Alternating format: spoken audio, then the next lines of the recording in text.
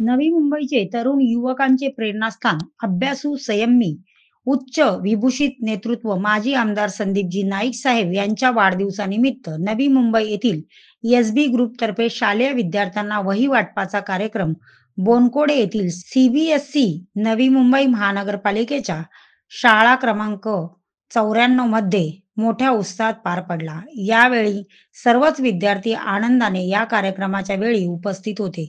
यात शाळेच्या प्राचार्य तसेच सर्व शिक्षक यामध्ये मोठ्या उत्साहाने सहभागी झाले होते.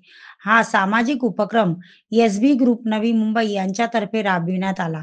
नवी मुंबई महानगरपालिकेचे बोनकोडे येथील माजी नगरसेवक आदरणीय लीलाधरजी नाईक साहेब, महाराष्ट्र कृती समिती अध्यक्ष भरत नाईक साहेब, एसबी ग्रुपचे अध्यक्ष देवेंद्र नाईक साहेब, तसेच सामाजिक कार्यकर्ते संतोष नाईक साहेब, पत्रकार संजू पाटील यांचे प्रमुख उपस्थितीत हा कार्यक्रम पार पडला.